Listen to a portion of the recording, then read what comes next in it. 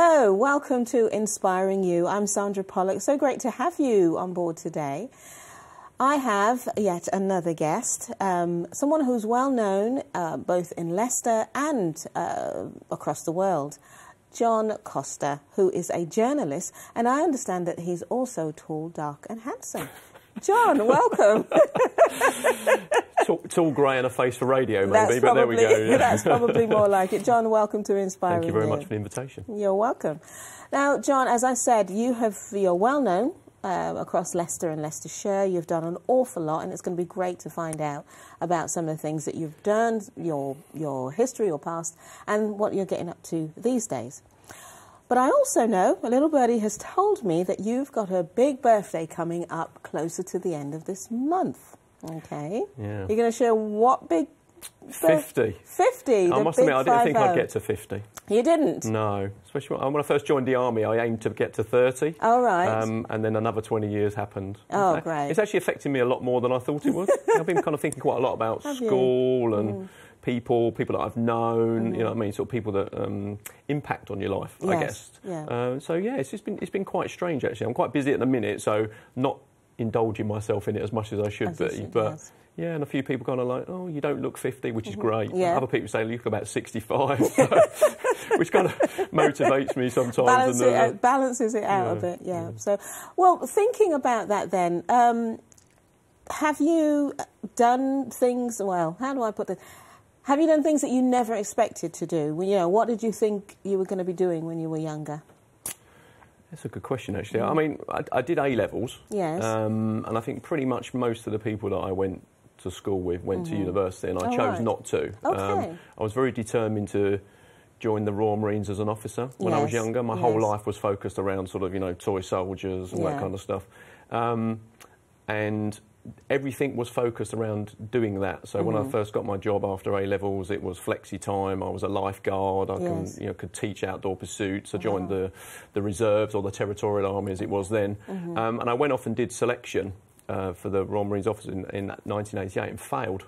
Really? And it was probably the biggest failure up until that point in my life. Yeah, because your whole life was channeled towards that. Yeah, and literally I can, you know, quite clearly remember sitting on the train coming back from Exmouth, back to London, thinking, well, that was it. Like, you know, my life was over. What was I going to do? And I was very lucky. It was quite early in the year, in '88, and so the rest of the year I kind of immersed myself totally in all the sort of army things that were coming up. So I went to Canada and I went to Cyprus and did section commander course at Brecon and stuff, and sort of did really well at that. So kind of immersed myself in that, and then it made me realise that maybe the army wasn't for me in a full-time capacity, because I'd always been interested in travelling and sort of doing outdoor pursuits. So really kind of got involved more in that and did a big 10-week course in '89. And I can pretty much teach, it's all lapsed obviously, but I can pretty much teach most outdoor pursuits, sort of water sports and stuff like that. And so I really kind of got into that, and that got me into sort of event sort of project management, sort of running Swimathon nationally, London Youth Games and stuff. Yes, yeah. I mean, I'm quite taken by the fact that you failed at something you'd put so much focus. And how did you overcome that emotionally and, you know, because that was supposed to be your life, according to you at that age? Yeah, and again, and it's a really interesting one, isn't it? Because the sort of advice that you would give a young person at that age, I mean, what was I, 19 then, 20? I'd already been on Operation Raleigh for an expedition to New Zealand for 3 months and done a bit of travelling. So when I came back, I knew it's definitely what I wanted to do. I wanted to go into Royal Marines as an officer, and told everybody, and everyone I was on Operation Raleigh with quite clearly knew that's what I was going to do. I never kind of hid that, you know. And yeah, you just felt like your life had ended. And I think up until that point, because I'd always been so determined and focused on that, a bit like another event in my life, which I'm sure we'll touch on in this chat, it made me realise that it's not what happens to you, it's what happens next. And so if you can get to that point with that amount of sort of determination and focus, well, if you then use the same amount of determination and focus on something else, why wouldn't it work? You know what I mean? Because it worked up until that point. So you've done your best. Maybe you're not meant to be. And sometimes I'm a great believer that, you know, you get to crossroads and you've got to make a decision. So. Yeah, I mean, that's absolutely right. And sometimes we think that things are meant for us when really it's just an avenue to get us to a certain point, to take us off to somewhere else. And if we can sort of bear with that, then good things can happen. I think so, Yeah. So what are some of the other things you do? We've got journalism down as who you are, what you do now. Tell me about that. Well, I haven't got a degree. Right. In anything, actually. Third degree. University of Life, as someone once said to me, which I thought was quite funny. If only. A bit cheaper, but sometimes costs more money, doesn't it, in other ways. But I think when I came out of prison, I went to prison for 3 months, about 8 or 9 years ago, and I came out and thought, well, I'm never going to have another interview, so what I'm going to do is going to work for myself, you know. And up until that point, I'd always been involved in things where I'd written lots of content for myself, taken lots of photographs, I'd written lots of brochures. And so I thought, well, actually, I'll, you know, try and do something with this new thing, citizen journalism, as it was then. Just heard of WordPress. Still hadn't heard of YouTube or Twitter. And maybe just go around Leicester, and it's a good way of finding out what's going on and just talk to people. So set up Citizens Eye as a community media organisation. And probably about halfway through that, I came across someone who is a professional journalist. And he said to me, you should call yourself a journalist. He said, stop calling yourself a citizen's reporter or a community reporter. He said, you are in what I call, in my eyes, a journalist. He said, probably more than a lot of the journalists that I know, what you're actually doing. That's a great compliment. And so, I kind of took that and thought, well, you know, I've always reinvented myself or decided I'm going to be that or be this. So I thought, well, actually, no, I need to own that now a little bit more. And so did Citizens Eye for about 7 or 8 years. Yeah, that's a long time. It was, actually, and it could have made more money and could have gone after bigger contracts and stuff, but I always felt it needed to sort of stay central to what it was, which was about, you know, individuals and community groups sharing their news and information. And I got named the first beacon hub of citizen journalism in the UK by the Media Trust. And I remember at the time saying to Adam Perry, you know, I'm a little bit uncomfortable with that because I think, you know, my blog isn't as good as so-and-so, and I don't have a newspaper like so-and-so, and I don't have a TV thing like so-and-so, you know. And he said, but the thing is, John, I've spoken to all of those people, and they all look to how you engage with volunteers with your community news cafe once a week. And that's why you're that. And really, I've never saw it as being about hyper-local. It was always about the issues. So, you know, I'm a great believer that, you know, if you get people from a whole range of demographic and geographic areas and faith and non-faith about a particular issue, then you find there's quite a lot that kind of binds us together, as opposed to the sort of mainstream media's way of trying to divide us through how we look or who we are, who we pray to, or that kind of stuff. And so it's an interesting time, which is probably why I know so many people in Leicester and Leicestershire. And it got to the point where all the sort of community news started to sort of dry up, really. Why do you think that was? I think because of sort of, you know, the economic times and all that, a lot of people, you know, didn't really see the value in telling people about what they were doing. Those kind of people lost their jobs.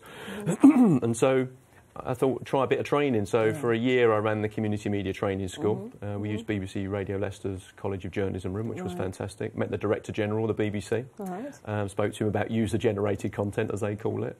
Did that for about a year, and then decided, I think what I need to do is just archive that. So I've archived Citizens Eye as the Museum of Community Media. And started doing documentary media. So I kind of focused more on film and photography and audio and new media. So that information is still accessible? Yeah, it's all there. I think we did, what have I got? I've got 1,200 videos on YouTube. I've got about 300 podcasts, interviews, and I think I took about nearly 16,000 photographs over the 7 years. So I've archived it as this social history of Leicester between 2008 and 2014. So it's there to be data mined by some interested PhD student at some point in the future, I'm sure. No doubt that will happen, I'm sure. Yeah, well, it's all at the cutting edge of things like YouTube starting and Twitter and stuff. So actually it's capturing quite a lot of events we've had. You know, English Defence League visits and lots of events that have happened, and sort of, you know, Festival London 2012, you know, all that kind of Special Olympics in 2009. So there's quite a lot that's happened in Leicester between those years. So hopefully someone will find it useful in the future. I'm sure they will. So you mentioned that you did go to prison. How did you think people would see that? You know, see the fact that that's something in your history. Did you think or expect people to see that negatively, or? Yeah, because I think you do. I mean, if you look at the mainstream media, you know, everyone sort of has a view in their mind what an ex-offender looks like, if you like. And the reason I tell people, because a lot of people kind of, it's a bit forward. It's the only thing that you can find out about me that might make you realise, once you've met me and realised maybe I'm a nice guy, that maybe I'm not a nice guy. So it was kind of owning the one piece of negativity. I would say it's probably the best thing that's happened to me in my life, because what it made me realise is what I want and what I'm good at. Unfortunately, it has an impact on other people, you know, sort of family and all that kind of stuff. But at the same time, maybe the relationship you have with your family and children now is based on who you are rather than what you were trying to be at the time or somewhere you were trying to go. So a lot of the young people I talk to now that are kind of brought to me, if you like, by various organisations to, let's go and talk to John before you kind of go down that path, or you're coming out and, you know, you've written 95 CVs or, you know, job letters and had 94 rejections. Let's go and talk to John. It's very much about, you know, it's happened. There's nothing you can do about it. It's what you do next. And I think I meet a lot of people now that think everyone should have a second chance, but it's not them that's going to give them the second chance. That is that's the issue. Which is a classic thing, isn't it? Oh, yes, everybody deserves a second chance, but I can't give you a job. So for me, being sort of self-employed and all that, whereas now I think it's a little bit like, you know, if you don't like the fact that I'm an ex-offender and it's the reason you're going to work with me, it's a bit like you asking me what grades I got at O-levels 35 years ago, and then you're using that as a reason, you know.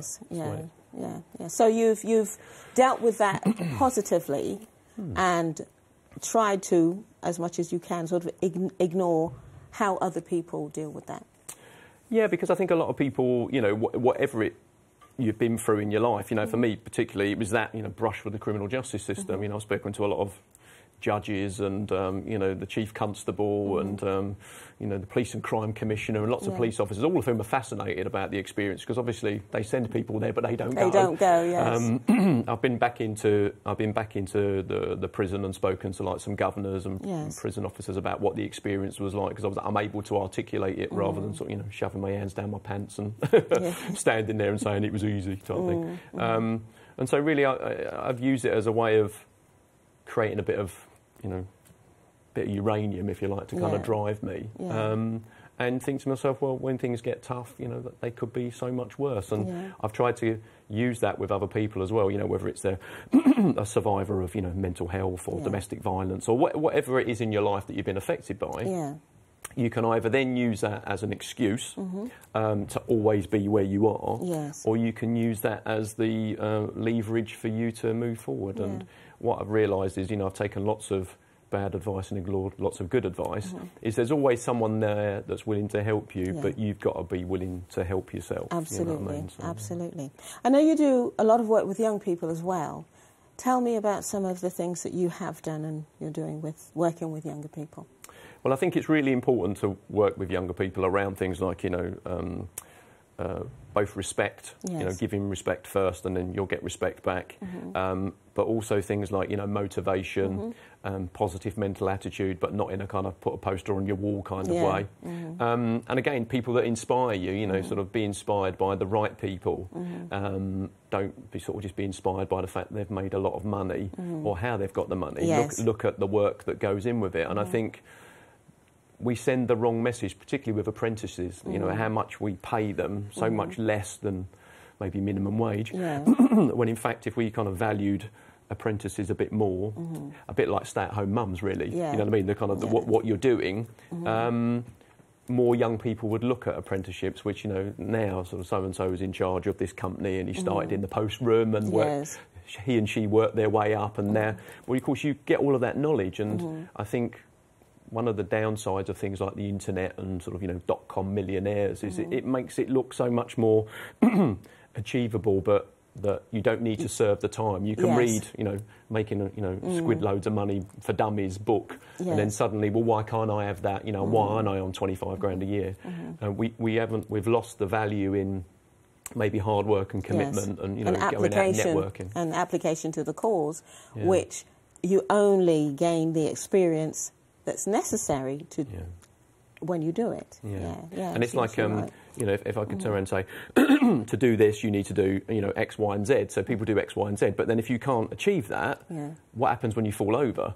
And it's a bit like riding a bike. You know, the only way you know what it's like to fall off a bike is to fall off a bike. Yes. And then what happens is you've learned about what's going to happen when you fall off the bike, and then suddenly you're unable to function because you're in a lot of pain and you've broken your leg. And so that's what we don't teach, I think.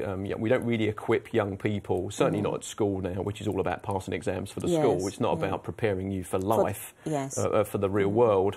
And so, you know, a lot of the work that I've been lucky enough to do with Tina Barton has been around sort of empowering young people through something like Wave, still the first written, sourced and edited young people's newspaper in the UK, and, you know, having it for 2 years inside the Mercury once a month. It was great because it made them realise that a 14-year-old writing about a double-dip recession, a 35-year-old adult can understand what a double-dip recession is. And it's who your audience is, you know, so some of their parents, you know, certain areas maybe in the city where the average reading age was like 7 or 8, they could understand what that situation is. And I think the sad thing is we're leaving young people to pretty much fend for themselves without positive role models per se that are not on Instagram or you know about who they are or how they look or what they wear or who they know because you know you're into sort of second, third generation families where people have been unable to work for whatever reason. I'm not going to go into it now, but suddenly how are you going to help that young person now to not think, well, actually what young girls from where I'm from do is get pregnant at 15 and have a child, or you know, even to the other extent is to join the army. You know what I mean? So you know, the Royal Anglians still recruit from these areas across the East Midlands with people that would never consider apprenticeship, or maybe tried it at Tesco's and then on a zero-hour contract, and then went in the army. So I think you know we really need to revisit working with young people, and they're still at that point where they're tough to work with, and they're, you know, they're really opinionated and kind of in your face and all that, and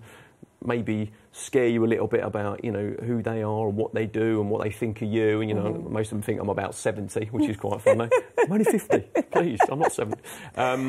But at the end of the day, you still have the ability to help them to understand that there are opportunities and you can shape and mould them. Whereas you get to people my age, we're pretty much sort of set in our ways and all that sort of stuff. You speak for yourself, mate. Well, yeah, you're an exception to the rule. Yeah. So, talking about inspiration, what do you think inspiration is? Yeah, see, I've been thinking about this since we spoke last week about it, and I don't know. I mean, it's interesting. I find there's set films that I'll watch in order to relax, and they tend to be the same things, and I'm kind of word perfect on them. And it might be that they're set in a particular place, so it reminds me of travelling, maybe. The particular character's gone through maybe a similar situation to me. Sometimes I'll listen to a whole range of music, you know, a real eclectic mix of music. And I have some sort of posters at home on the wall around things like courage mainly, you know what I mean? And I think we lack real positive role models now. You know, there are no real statesmen anymore, I believe. Like, you know, I don't think there are any kind of, you know, someone like Malalia, for example, is the first, you know, maybe Emma Watson, but she's still known as Hermione, so therefore people will listen to what she's saying because she was a fictional character on the television or in the movies. And so I think, you know, we have so much more that fills people's time that what inspires you, it doesn't really matter what it is as long as it puts you in a better place. And so for me, inspiration is more about, you know, what are your hooks or coping mechanisms or little triggers, or a bit like pinching yourself. Okay, right, I need to stop thinking like that. I can see the rabbit hole coming. I need to stop thinking about that. There's nothing wrong with feeling a little bit down in the dumps and a bit miserable, and you know, as long as you don't stay there. Well, you know, there's nothing wrong with feeling, oh, I need to eat chocolate type of thing. You know what I mean? And, you know, wrap myself in a blanket and have 3 cups of tea. You know, but I think it's whatever your way is. There's no right or wrong way. We shouldn't say to people, you know, this is inspiring and this isn't. And this is one of the things that's been so great about working with the disability charity LCIL, or where we do down the road at the West End Centre and the social media cafe and all this, is it's really working with people. And for me, I think that's what it's about. It's, you know, I probably don't like people, which sounds a really weird thing to say, but, you know, I quite like my own time and, you know, spending time with myself. But when I am with people, it's more about talking to them, and they're the people that Yes. inspire me. You know, we had our first regular Saturday cafe on Saturday, and had a bit of there was a guy causing a bit of tension and stuff, and I took him to one side and just had a one-to-one with him. You know, he'd been to prison, and we spoke about it and coping mechanisms and triggers and all that. And then he ended up staying because throwing him out was not what it was about. He needed to be there. That's why we're doing it, you know. And he ended up doing a lot of artwork and things like that. And then when he went, I shook his hand, and hopefully he'll come to the cafe on Friday. And everyone was kind of looking at me thinking, well, what's going to happen?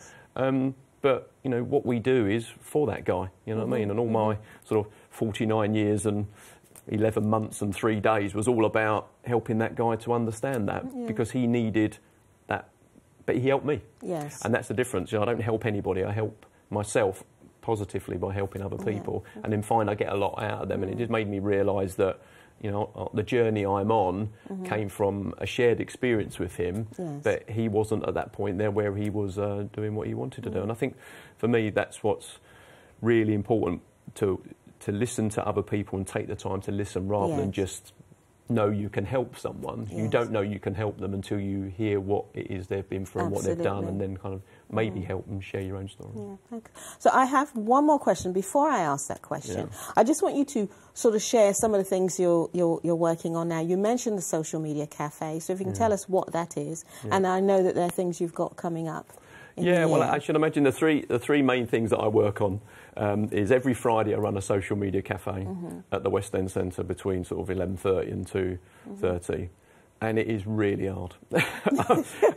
I'm sure I'll make it look really easy. It is hard work. You do, yes. It is hard work because you're working all the time. And I think that's important. You can't just put things on and expect them to work. You know, so what happens there? What is it? Well, we drag a lot of furniture into the hall, which probably is the first silliest thing that I ever started doing last year. And there was originally 4 of us, and we now get about 90 people a week. And it's a social media cafe, and people turn up expecting about Twitter and Facebook. And that's the thing about it. It's not, you know, it's social, whatever the media is, you know. So it might be, we'll be talking about film, or be showing a film maybe, talking about newspapers, people just talking amongst themselves, always have information stores around, and it's a cafe environment. So really it's a bit of a play on words, really, which I quite like as a journalist, about sort of changing perceptions of words. And that's really good. And off the back of that, I get all the content for Voice, which is the newsletter we do quarterly for LCIL. And we're just building up to our big annual event at the Tigers, which is Choice Unlimited, which is on 20th of April. And that's really good. You know, both floors of the cat stand. It's all about sort of older people, disabled people and carers all coming together around independent living. Not living on your own, but living independently. So, you know, hopefully we've got the Undateables come in. Hopefully, you know, various organisations that are going to come and talk to people about stuff. But it's about music and 3D gaming and all that. You know, it's not all about assistive technology all the time. It's I want to get on and, you know... I want to have fun and be a human being. Well, people with disabilities, you know, get married, and who knew, you know what I mean? And have relationships and have children and, you know, and are teachers and all that. And I think, you know, we just need to keep pushing all that stuff into the mainstream, and if we can't, then we need to reinvent what the mainstream is. You know what I mean? So the mainstream comes and talks to us, which I think was my whole thing around sort of citizen journalism. And that has gone really well. It's been good. I think we've made some positive impacts. And then in June, I've got my second military history live event. So it's about 500 years of military history. It's a pop-up living museum. It's registered as a museum now with the Association of Independent Museums, which is great. So I'm a curator of my own museum. Wonderful. Which I never aimed to do when I left school with 2 A-levels. And the thing about it, it's not about military history as in celebrating winning battles and wars, but trying to get a little bit of meaning. You know, we all know what's going on, but we don't really understand why. You know, I mean, this is, you know, it's been the 3rd time we went to Afghanistan over the last 200-300 years. Why? You know, and why has everyone else been and not one? So why did we go a 3rd time? You know? So it's about a little bit of meaning. I really enjoy that. It kind of gives me an opportunity to embrace some of the things I've done in the past. Think about the people I'm named after that I didn't know because they were killed in the war, like grandparents. You know. And the impact that it has on families, you know, conflict. It's not about whether you supported it, it's the fact that a lot of people had nothing to do with being called up, and they went off and fought and died maybe, and then when they came back they had all these sort of, you know, post-traumatic stress syndrome, but we never knew that it was at the time. We always thought maybe Grandad was a bit grumpy, but in fact, you know, we don't know what he dealt with in Burma. But also the impact that, you know, things that we think are great, like the British Empire, had on other people. And we deal with the consequences both positively through our diversity in Leicester, but also negatively with maybe some of the tensions that we have through how our forebears have, you know, treated other people around the world. And so really it's about understanding, I think. That's what I really like. And then every November I run a documentary media month, which is 30 days of film, photography, audio, new media. I think it's the 7th Doc Film Festival this year I'm running in Leicester. And it's always free. And it's all about, you know, photo exhibitions, talking to people. And again, that's very much, that's my way of dealing with this. At that time, that was when I was in prison. And a lot of people don't realise that, you know, those 3 months that I was away, October, November, December time over Christmas as well, which was quite tough, that by having that in November, it just gives me October to build up with it, November, and then sort of December to deal with, you know, all the things, positive things afterwards. So for me, that's how it acts as a bit of a reminder to kind of, you know, the time that I should really give the most, which sounds really weird actually, but, you know, kind of go over the top with what you do. Well, that's interesting because I didn't know that. I didn't know that. Okay, John, my last question then is about who's been the most inspirational people in or person in your life? Okay. That's a really interesting question, isn't it? Because you could kind of go down the cheesy route.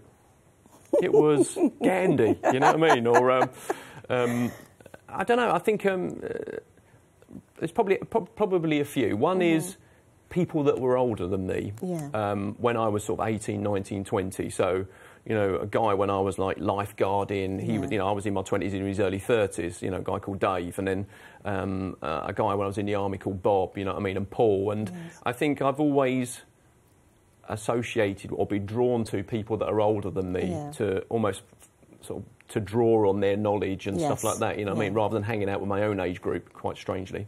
And that would probably be the other person, which is like something like my gran, you know what I mean, who you know, really got me into, like, you know, history and military history and sort of, you know, the world and you know, the Commonwealth and, you know, where you fit into the world and all that kind of stuff. So a lot of that was driven by that.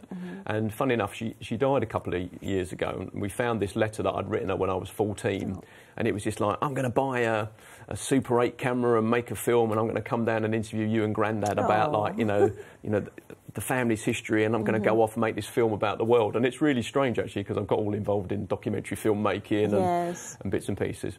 So, yeah, probably my gran, and then and again your parents. You know what I mean? They're a positive influence. You know, I've put them through the ringer over the years, and hopefully they're proud of me now. But I've certainly tested their love for me, and then I think, you know, what I've learnt from them is, you know, how I try and be a dad to my two boys, which again, who I've put through the ringer and stuff like that. So hopefully it's one of those things, it constantly reminds you about, you know, who you are and where you've been. And I don't think it's whether you're, you know, motivated by, you know, Messi and Ronaldo or, you know, Denise Lewis or, you know, Frank Bruno. It doesn't matter, you know what I mean? I think it's quite healthy to have a few people that inspire you.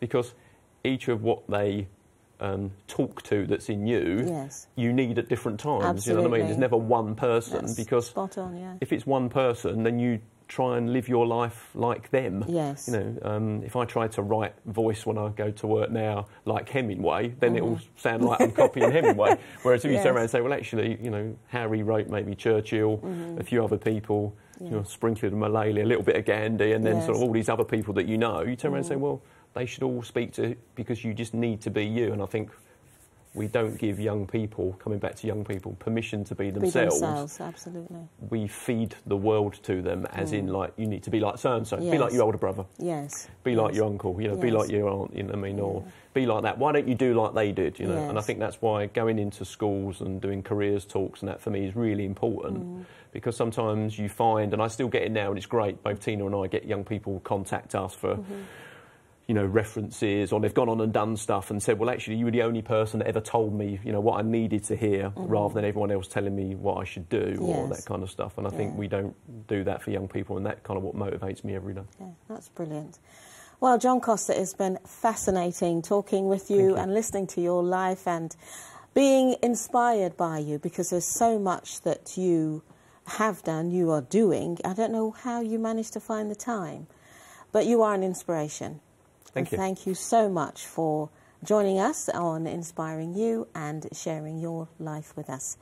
And thank you for listening, for watching, and I hope that, I know when you see John, you will say hello on the street. He is that type of guy, really. But thank you for joining us again, and look forward to seeing you next time. It's Sandra Pollock saying bye-bye from Inspiring You. See you next time. Bye.